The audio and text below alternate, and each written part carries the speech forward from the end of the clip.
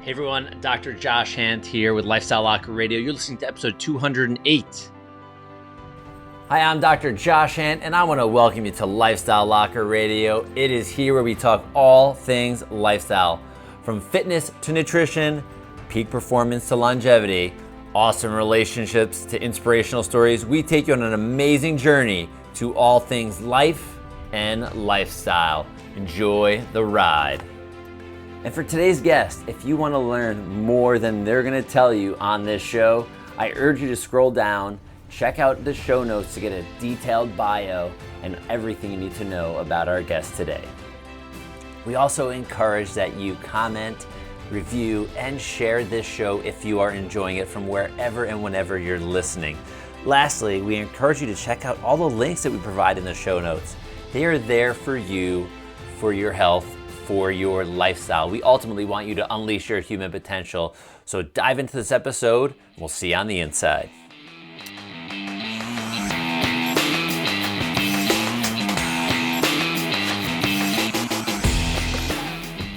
Here we go. This is the Race to 100 Part 2, the Yeti 100-mile ultra endurance run. So in this episode, I'm going to break down everything from pre-race to the finish line. Yes, I did complete the race. We'll get into more details as we go.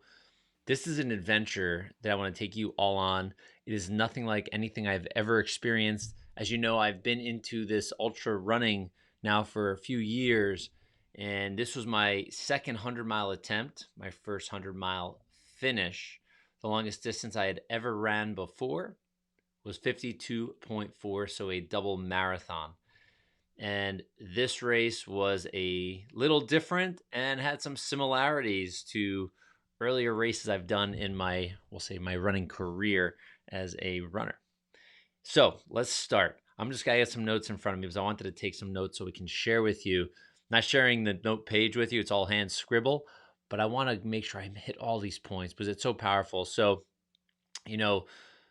heading down to the race, the drive, long drive, not long story short, I get to my place where I need to check in, and the prep the night before, where I realize I have to get up at about 3:30 in the morning. The race start time is 5 a.m. and they don't want us showing up early. They want us pretty much to show up at 4:55 so we can just get there and start running. They don't want the crowds. They don't want all the stuff going on due to the climate of everything with COVID-19. So ultimately, they just want us to get there, show up, and run. So all right, I'm like, whatever. I usually like that pre-race, hang out and have a good time and get amped up with everybody. But we didn't have that, and that's all right. So I get to sleep. I was exhausted. I get to sleep. Prepping everything was quite freaky for me because I'm like, okay, Meredith's not with me. I'm solo. I don't have any crew. So I don't have anybody specifically there to help me, give me aid, right? Like I am my own aid, if you will. There were aid stations there for food and hydration and all of that stuff. Thank God. So I packed this tub, this little plastic tote. It's probably, I don't know, probably weighed about 20 pounds is my guess with everything. I mean, I had headlamps, extra headlamps. I had all my food. I had granola I made, all this awesome, amazing stuff. I had really good stuff. I had all my nutrition in there. I had stuff that was designed for the late night because we were starting at 3:30 in the morning, but we were also going to be going potentially for 30 hours. So that I had to be ready to push through the whole night. So to be up for 30 hours straight, and let alone 30 hours straight, but 30 hours of nonstop moving. So I prepared a couple things called exogenous ketones, which are things that help your body burn fat, get into ketosis very quickly. That had some caffeine in it. So what it does, it helps me focus. It helps people focus. It helps clarity, but also the caffeine would help keep me going. So I have all this stuff prepped and packed. I'm up at 3:30 in the morning. First thing I do is meditate, visualize what it's going to be like coming across that finish line, hoping and praying that that's what I'm going to be doing. I want to make it across this finish line. I trained hard for this. I registered for this race, a long time ago. I made it into the lottery to the Yeti 100, and I want to finish. I really just want to get across that finish line. I was telling people like think and pray of the number 2239 or 2339. And the reason I said that, or 2259, I can't even talk right now. Holy cow. 23:59, 23 hours, 59 minutes. I wanted people to put that number out to the universe for me. Think of this, think positively, think this number, and think it because of this. Because if I can get under 24 hours, I get this really cool belt buckle that's hand painted. It's gorgeous, really cool. And in the ultra community, getting a belt buckle for finishing a race is pretty cool. Like it's like, wow, you did something pretty amazing. And it's like a trophy. A belt buckle is a trophy in the world of ultra running, completing these insane events. So I meditate on this. I get dressed, get my nerves out a little bit and make sure I take every single thing with me. Okay, I got both headlamps, I got my lights, I got my vest is prepped, I got my food, I got my snacks. Went downstairs, had a cup of coffee, and then I got in the truck and drove about a mile and a half to the parking area where I had to leave my truck. And that was about a quarter mile, maybe not that much, but close to a quarter mile to the start of the race. And my truck was right along the trail, so I should have pre-thought this as I was going, but I did not. So I carried my bin, and I'm going to paint the scenario for you. So it's pouring. It is beyond pouring, raining. I hear the rain on the roof. As I'm leaving, I go outside, and it's not just like a drizzle. It is full on raining heavily. And I'm thinking, oh my God, let me just check the radar as I'm getting ready to leave the place. I look, I get to see like the radar for the first 6 hours or whatever it is. And I mean, the radar showing red and green and yellow and storms and wind. I'm like, oh, it's going to rain a lot. So that just adds another challenge, another physical challenge, but also mental challenge because it is quite draining. No pun intended, quite draining running in the rain when every single inch of you is wet. So I get out, I'm wearing a raincoat, a hat, long sleeve shirt underneath because it's just shy of 60 degrees, t-shirt under that. I have running compression, 3/4 length leggings on, and my sneakers. With, of course, my American flag socks, which always get comments. Always, always, always get comments. I also, my race vest, I did run with American flag as well on my vest. So, park, get the bin, and start walking with this bin to put it where all they call their drop bags. And the bin or drop bag, what it means is if you need to get stuff, need to replace your shoes or whatever you put in there, you have access to this when you're passing the main aid station, which is the main headquarters of the race. So I had the option to go in and do things. And the things that I keep in there that are super important, like I said, is the nutrition, is the headlamp swap from, morning to evening, is so many different things. Just think of like anything I would need from. I had extra socks in there. I had a jacket in there. I didn't have extra shoes because I only had one pair of trail shoes with me. I didn't bring two pairs, which is all right. So I get going. They start the race right away. Boom, we start. I'm wearing a jacket, like a thin raincoat, if you will, but like a light raincoat. And we start the run. And the warning we got, and I may have mentioned this in the previous episode, the warning we got in an email before is realize the first 14 miles out are uphill. It's a slow, steady grind, and it doesn't feel like anything, which means the 14 miles you're coming back down the mountain are going to be downhill. So the warning is be careful that you don't PR, meaning get a personal record for your first 50 miles or 50K or both, and then get wrecked the remainder of the race because you just ran so fast downhill because you just felt great on the warm up. So I was thinking about this and I'm going up. I mean, it is like running through puddles. I mean, it's disgusting out. You're running with a headlamp on. So the first 2 hours of our run are in the dark, running in the rain, in maybe even a little bit of fog at this point from point to point. But it was just a mess, just a complete mess. Just picture running on a trail in the rain, the pouring rain.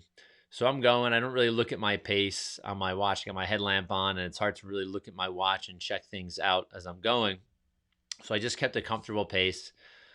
I get up to the top. I get up to the aid station. I don't even go to the aid station. I just bust a U-turn, start going back down, and holy cow! Like on the way up, I got to chatting with another guy that was on the trail, and we were just talking. It kept made the run a little easier. Those first 14 miles. I know it sounds crazy, but those first 14 miles seemed easy as we were going. I guess because the mentality of pushing for 114 should be easy at this point. So we were just chatting about life, family, like cool things, like just to keep our heads going as we were going up the mountain. And we ended up running back down the mountain. And I said, "Hey, let's not like overdo it because I feel like my pace is way too fast. I shouldn't be pushing this hard. You're more than welcome to go, but I'm gonna start to slow things down because I really want to finish this race. That is my goal. I want to finish before 30 hours. I really want to finish before 30 hours, and if I can get sub 24, even better." So this guy's Bob. We're running downhill, and they have all these different trestles, right? Have all of these different trestles there. And I said, how about we just walk the trestles? Let's just do it because there were so many. I think we went over like maybe 10 on the way up or 15 on the way up and like 10 or 15 on the way down. So we would run, walk, run, walk, run, walk. And it just became a really good pace. And our pace was still pretty good. And then eventually when we started to do after that, we said, hey, listen, because it's still pouring rain, let's run and we'll just call out to each other. Like we'll run for 3 minutes, walk for a minute, run for 3 minutes, walk for a minute. And we did this nonstop. We did this for the first 50 miles, right? We did it for 50K. I checked my time. I had texted Meredith, my wife. I just PR'd my 50K by multiple hours, not like minutes, by multiple hours. And I was getting like nervous in my like, okay, well, I probably should not have done that. And then we get to 50 miles, and yeah, it was pretty crazy. So as we're going, and as I get there, like I really need to make sure I'm hydrating. I had my bladder in my back, so I had 2 liters. To give you an idea, so it's called a race vest. If you Google it, it's a race vest. Mine is called Ultimate Direction as the brand, but I had 2 liters of water in the back in a Camelback style bladder. Mine is actually a Camelback brand, and 2 bladders on the front, small little chest bladders that hold a half liter each. So picture almost a full gallon of liquid that I'm running with for the first 30 miles. Granted, I started to sip down my water and I had to replace my electrolytes that were in the front. There was so much, I was running with so much weight. I had granola in multiple pockets, I had other nutrition. So I was probably wearing every bit of like 15 pounds during this run. So I realized as I'm going, I hit mile 50 and I can't even get to my nutrition because I don't want to open the plastic bags up because I know it would just get soaked and the granola would just be mush and nasty. And it's good because it was it's dry, it's crunchy, it was just really good granola. And so I opted to eat whatever they were offering. And I'm being the health guy. It was a hard thing for me uh, not to bring my own food. So I said, screw it, I'm going to go. I'm just going to eat whatever they have at the aid stations. Everything's prepackaged, wrapped in plastic, blah, blah, blah, blah, blah. So they had these things called Uncrustables, which I think they market to kids. They're like these peanut butter and jelly sandwiches. Obviously not very healthy, but they have no crust on them. They're prepackaged, like little, I don't even know, size of a donut or something. So, I mean, loaded with sugar, loaded with calories, and some protein and some fat. So granted, not ideal for me, but I tell you what, I started eating these as I was going. I had shots of pickle juice. I had pickles. I had all sorts of cool stuff. I had, and we'll get into it, but I had like, soups and things like that as we were going. So I ended up ditching my granola because it was heavy just to lose some weight. So when we get to about mile 50, um, I start to lose my buddy Bob. He's like, listen, my feet are soaked. To give you an idea, so we had it at 14 miles out, 14 miles back. So it's 28 miles. And then we had 4 18-mile loops, or 18-mile are called out and backs. So on this big wide trail, we had to go out to a point which was marked over this huge, really cool railroad trestle bridge over a river. They had a big sign. We had to make a U-turn, come back. So it was 9 miles out, 9 miles back, and we had to do that 4 times. So I did one with Bob, and he's like, "Listen, my feet are shot right now. I need to change my shoes. I need to change my socks." Um, we were walk running at the time, and I said, "Listen, I'm going to keep moving. Oh, if you can catch up, awesome. I'd love to keep going with you. If not, I'm just going to keep going. Listen, we each need to run our own race. We each need to do our own thing," and completely understood. So I just kept going, and ended up not seeing him. I thought I might see him. I walked a little slow to eat to maybe let him catch up. But he didn't at this point, so I kept on going. I kept on moving, kept on trucking, doing my run walk thing nonstop, and I get to, let's see, maybe mile 60 ish. When I hit that main aid station again, so whatever number it is, and I am feeling like absolute hell, absolute hell. And I'm like, oh my god, they were right in the email. They were right in the email. I feel like hell. I have 40 more miles to go. I started to get like this poopy headspace, and still soaked. Finally stopped raining at mile 60, which feels great. But I'm running in a. I lost the raincoat after the first few miles because it was so hot, and I've been running in two wet shirts with a race vest and my compression shorts or compression leggings on. And I was just cold. I was miserable, and I was just feeling like I was feeling everything you probably should feel at 60 miles of a trail run in the pouring rain. And I mean, everything is soaked right through. Like I felt like aka like a wet rat. You could have called me at this point. And I ended up, getting rid of, like I said, my granola. I ended up getting rid of my race bladder in the back. I'm like, this thing's too heavy. I don't need it. So all I ended up running with was my two race bladders on the front, a excuse me, some food, some light snacks. Like I had chlorella and spirulina in my race vest, which weigh ounces, if that much. So I ran with those. And at the aid station, it's mile 60. I knew that it was going to be getting dark soon.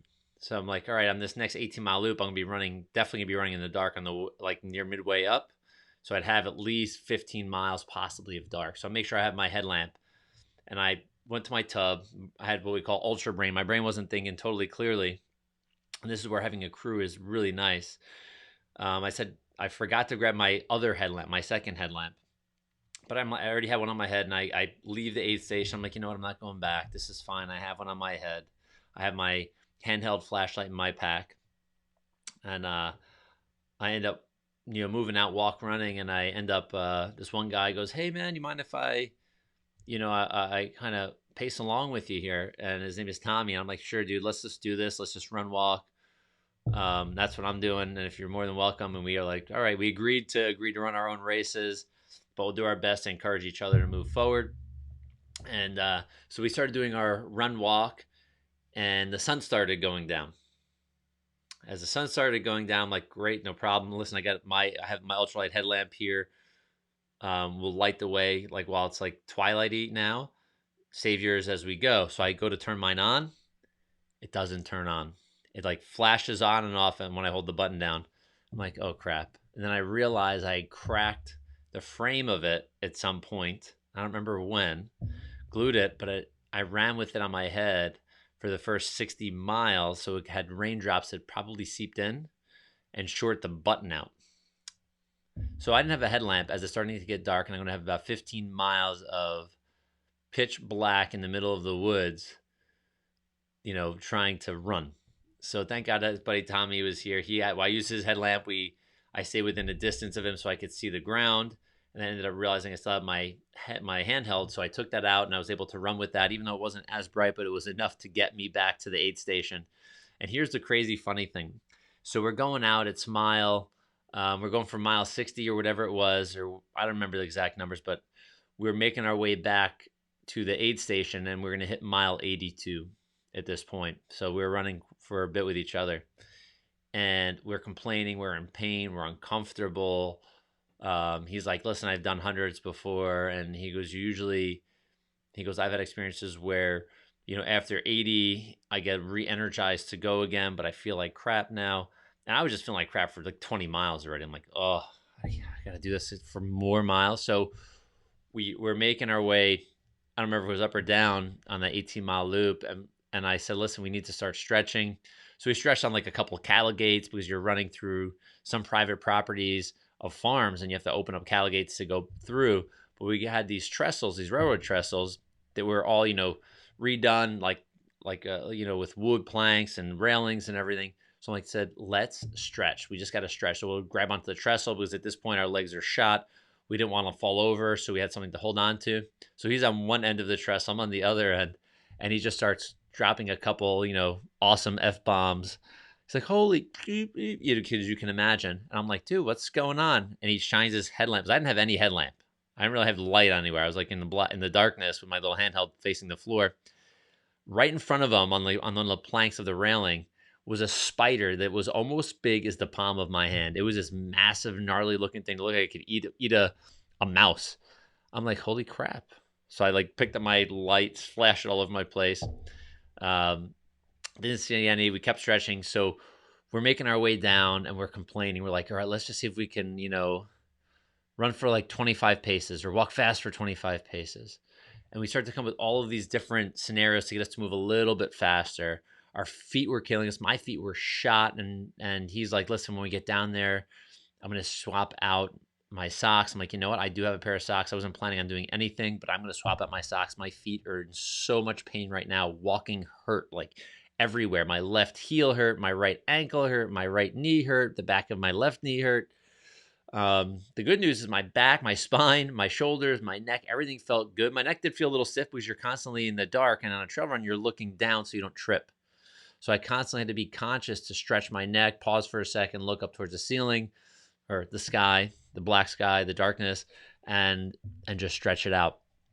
So we're going, and on the way down, going towards mile 82, I look at my watch for time of the race, and I'm like, oh, am I going to be able to make 30 hours? I really don't know if I'm going to make 30 hours. And I realize, I go, holy crap, I think I can actually make sub 24. So I just keep trucking in pain. Like I didn't even care at this point. And I end up losing time. I didn't realize I even lost him. But, we were in such a weird mental zone at this point. I just kept going. I didn't realize I actually lost him until, maybe 20 minutes went by or 30 minutes went by. And I start to talk to him and he's not there. So I get to the aid station. I'm swapping out my socks. He shows up and he's like, oh man. He goes, listen, I got to tap out. I'm like, dude, you told me it's only 18 more miles once we get here. Don't let you do it. And he's like, dude, I made peace with myself. I'm tapping out. I've had it. My feet are shot. I'm burned out. I'm like, you sure? You sure you're tapping? I was like, yeah, I'm done. I DNF'd it. I'm like, oh, I felt so bad for him because I totally thought he was going to be there and we were going to probably cross the finish line together or really close to each other. So I lasso up my socks, actually get my new headlamp at this point, or my new one, my one that's waterproof, sealed, and ready to go with nice bright lights. I needed it to make it through the night to the next morning. So I get that. I have my handheld still burning pretty well. I leave. And at this point, I believe it's at this point that I ditched my long sleeve shirt because I felt cold because it was still like really wet. And my undershirt dried off right away because it was not raining now for almost 20 miles. I felt warm. I felt good again. So I started trucking and realizing my legs hurt more than ever. So between mile 82 and 90, I was like giving myself the pity party. I'm completely by myself, going up or going the out way, right? Going out 9 miles for that 18-mile loop. I'm going out and I'm like, oh, I just want to finish. I don't even care at this point. I really, really, really don't care at this point what happens. I just want to finish this race. And, the term I've used, it's called the pain cave, which has been shared by other people. But my God, I've been uncomfortable before. I've gotten injuries before.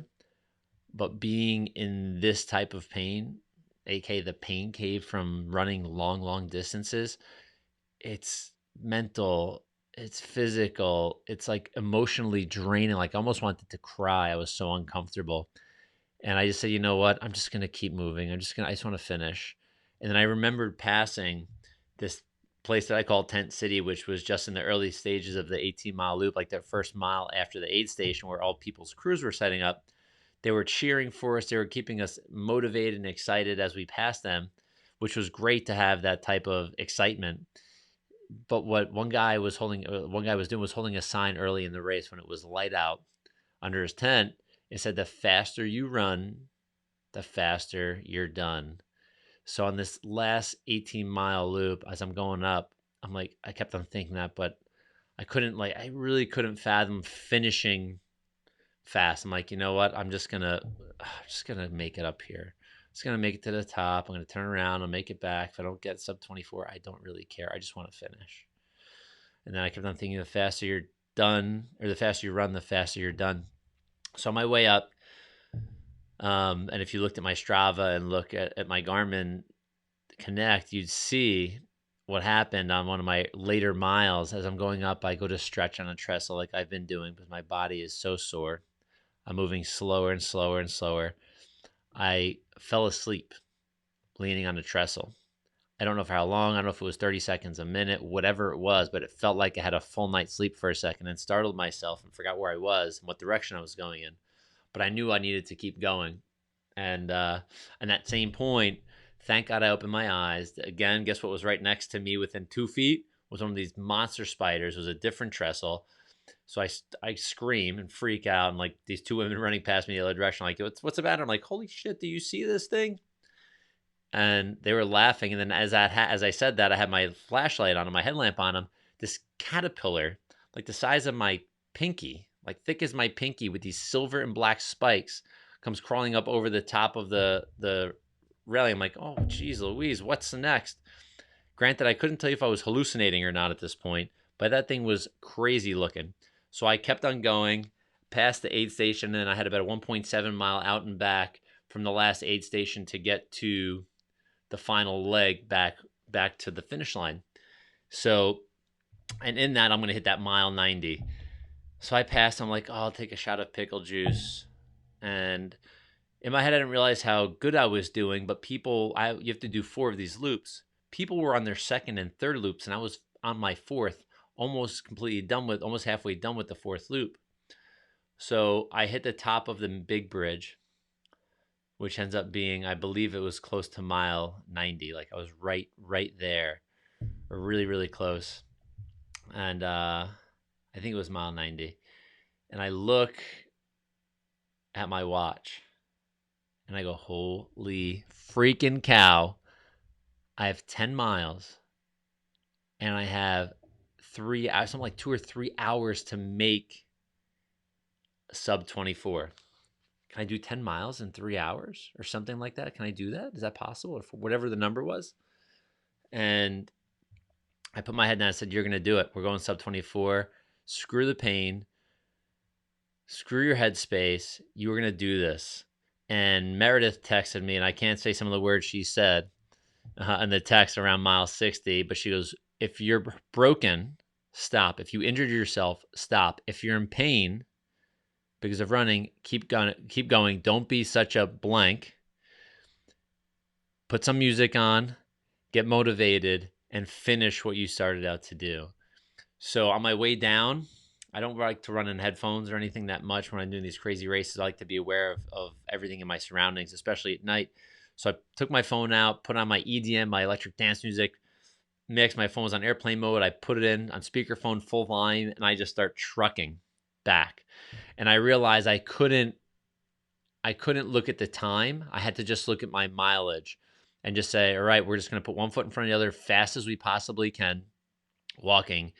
And we're just going to go. And you're just going to keep looking at the watch, and you're going to chunk down mile by mile by mile. Don't look at the trail because all the markers are going to say, like, well, you're not there. You're not far enough.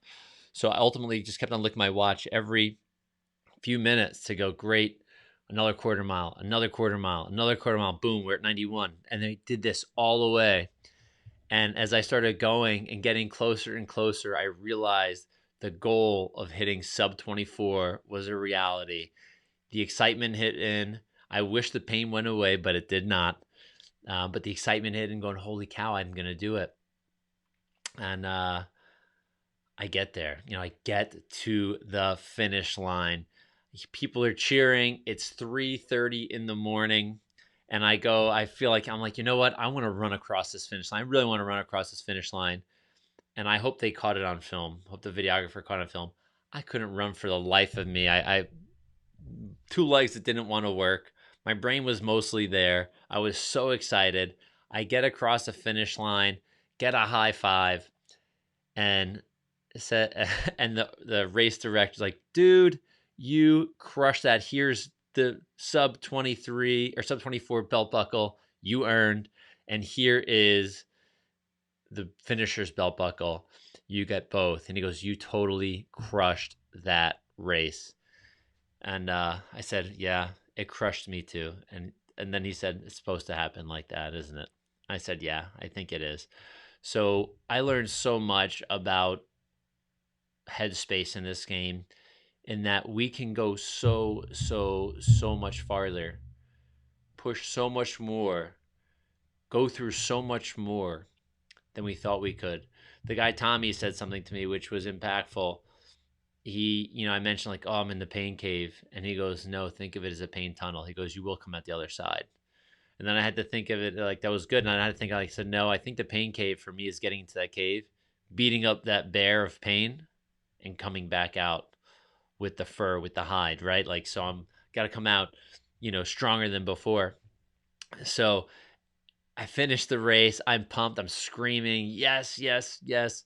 I walk over to my tub, realizing I now have to carry this 20-pound tub another quarter mile back to my truck. And oh my God, that sucked. So they were laughing, like, oh, you wanted to add more mileage to your run? I'm like, yeah, thanks a lot. I totally didn't even think of this, of leaving it in my truck. So I get my stuff to the truck. I text Meredith, Meredith said, can you call? But she couldn't sleep. I call her on my drive back to where I'm staying, and I park my truck. I hang up with her, and my legs were so stiff and stuck that I could not take my foot off the brake pedal. I had to use two hands to lift up my leg to move it off the brake pedal. Then I also realized I'm covered in mud. I have to go about 20 plus stairs. I have to go like 6 up the entrance, and then another like 20 plus stairs to the second floor of this inn I'm staying at. And I had to take my shoes and socks off out here because they're filthy and I won't go inside with them. Even though it's 3:30 in the morning, nobody's going to be awake, but still, I don't want to bring the dirt inside. So I rubbed the dry mud off my legs, slowly pulled my socks off, which was not an easy feat, leaning forward and bending my legs, and realized I've only been sitting for about, I don't know, 5 minutes at this point. My legs felt like cement and 2x4s with razors in certain areas cutting into my body because of the amount of pain. So I get the shocks off. I throw flip flops on. It takes me a few minutes to get out of the truck, and I'm laughing. I'm laughing at myself because how funny it must look if I could see myself from that third person, looking at myself going, oh my God, this guy can't even move. So when I take off my socks, I see on the inside of my left. So if you're on social, maybe I'll share this with you. The inside of my left ankle by my heel, I had a blister so big. I'm going to gross you out for a second. That could have probably filled a shot glass halfway. That's how massive this thing was. And I had one that was more painful on the ball of the same foot, but it was the size of like a cap of a pen. But I guess the little rock may have done that, slowly weaseled its way in to create that blister. But I had these two massive blisters. Everything is swollen. Everything hurts. My right ankle looks like I broke my ankle. It's so swollen. Not black and blue, but it's super swollen. And finally make it upstairs. Take a shower, which is another funny thing. Trying to take a shower and bend over to wash my legs and the whole 9 yards. And try to go to bed. Now it's 4 o'clock in the morning. Staring at the ceiling. Getting in the bed is insanely hard. Trying to fall asleep is insanely hard. So I have tons of nutrition I was taking. I had like ginger and turmeric and all these natural things that are anti-inflammatory, quercetin, bromelain, turmeric. I already said turmeric, but nonetheless, I'm doing all this stuff so I can hopefully wake up in the morning. I've been super hydrated. I drank tons and tons and tons of water during the event. I drank more at night when I got back to the to the inn, and I couldn't sleep. Because if any of you have ever broken a bone or gotten a really like insanely bad bruise somewhere in your body, like a nasty big black and blue from like falling or whatever it is, and you roll onto that and you feel like, you just got punched again. That's what my whole lower half of my body felt like. So anytime I moved, it hurt and I couldn't sleep. I tried putting a blanket on me. The blanket put a little pressure on my feet, which put pressure on my ankles, which put pressure on my knees. I had to take the blanket off because it hurt too much. And it was just a nightmare. I think I slept. I looked at my Oura ring over the course of 3:30 to like the next day, like that full next day. I think I slept a total of 3 hours and 36 minutes. It's not a lot of sleep. I tried my best. Absolutely tried my best. Um, but nonetheless, I made it home. Made it the next day. I was able to eat and recover. I'm recording this right now on a Monday, the day we're actually publishing it, as all my thoughts are mostly still fresh in my head. And I can tell you, I'm still hobbling around. I ended up popping that blister. The pain went away instantaneously. I actually popped both of them, drained them both, letting them air dry and heal up. But the pressure, taking that pressure off, saved me so much, so much. And I'm so grateful for the race director. I'm so grateful for the people that I got to chat with on my run. I'm grateful I've met some cool people at the inn I was staying at that also ran the race, and she completed the race as well. Her name was Rachel. So we had a good time talking about conversations, talking about the event, and laughing at each other as we walk and move and try to go up and down stairs and the whole 9 yards. So a great experience. The only thing I wish I had was my crew captain there, Meredith, even though she would have been miserable in the rain, as she's done an event with me before in the rain. Right? She's done it also in 100 about 100 degrees as well. But she did in my first marathon ever was during a nor'easter where it was 40 degrees out and rained 3 inches. So she's no stranger to the bad weather with me. And she said I'll be fine in the rain because I've done this before. So I'm glad she motivated me. She kept me inspired to keep moving. I thought about her the whole time, and thinking like what she would say. She's not one to say you need to stop. She would never tell me that, and I appreciate her for that. She would say, keep going. Unless I have I broke something and I can't physically move, then I should stop and take care of myself. But she would never tell me to quit because I was tired, because I was uncomfortable, because I was in the pain cave, because I wanted to quit because I didn't think I could do it. She would never let me do that. She would inspire me to keep going. So I urge all of you, if you're going for after your first 5K, you're going after your first 10K marathon, whatever it is, make sure you have someone in your corner. Make sure you have someone in your corner that can help you, encourage you, motivate you, not be part of the pity party when you want to quit. Because that's your headspace. That's your headspace. That was my headspace. I wanted to quit, but I had to realize that I've done this before. I've been in discomfort before. It's okay. It's going to happen. It's part of the territory of growth. Pain is not something that's permanent. It's something you have to break through. And I can tell you that I finished my race in 22 hours and 37 minutes, which meant I kept a 13 minute and 34 second pace average for the 100 miles, which is faster. I wanted to do a 15-minute mile pace or just shy of that so I can get that sub 24. But again, I didn't care. I wanted to get 30. So I was able to finish. I was able to make it through. I got my belt buckle, 22 hours, 37 minutes. I came in 30th place overall, 24th male, I believe.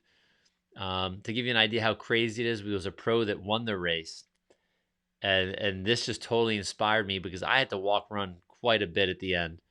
And this guy ran the whole thing. I think he finished in 13 hours and change, which is like an 8-something minute mile for 100 miles. Every time I saw him, he was just running. Well, I guess that's his business. That's his job. He's a professional runner. But it was something to inspire me to go, holy cow, what else can I do? What's next? Granted, I'm not a professional runner. I don't get paid to run. But What's next? Can I push myself a little harder? Can we go a little faster? Can I do a little more distance? What's next? So I want to thank you all for listening to me babble about this amazing event. I know I stumbled a little all over the place during this recording, and I think that's all right because my brain is still coming back to. I did have a great meal today with my wife, a great dinner last night when I came home, and so I'm feeling good. I'm feeling recharged. My legs are feeling a little bit better. I'm still a little hobbly wobbly, and it's all right. I'm on the recovery train right now. Things are going to get better. I'm going to get my first adjustment a little bit later today, post run. And I have to thank my buddy Todd Munsey. I forgot to say this. Pre-race, I drove to visit him in his practice, and I was able to get an awesome chiropractic adjustment before my event. And so between Todd and Beth, thank you guys so much for inviting me in to get me adjusted. It is definitely a part of my lifestyle schedule and my performance schedule as a runner and as a human being to make sure I'm getting my weekly adjustments. And that was an awesome adjustment. And I'm sure it had a huge impact on my run and on my performance and how fast I'm going to heal now. So thank you guys for that. So everybody have a great day, evening or night from wherever and whenever you're listening and or watching to this. I appreciate you all. Now go get after it. Go chase down your goals. I'll see you on the next episode. Bye-bye.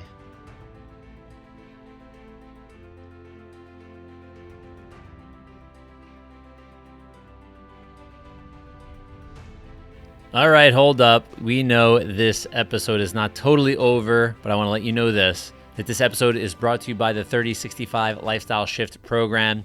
So if you're liking what you're hearing, you ultimately want to get better at your fitness, your health, your life. This is not designed for the ultra marathoner in mind. This is designed for the person that wants to be held accountable for doing things daily so they can actually get results in their health and in their life. So the details on the 3065 will be in the show notes. Just got to scroll down and check them out. Now I can say thank you all again so much for being part of my journey, being part of Lifestyle Locker and listening. I appreciate you all. Have an awesome day. Bye-bye.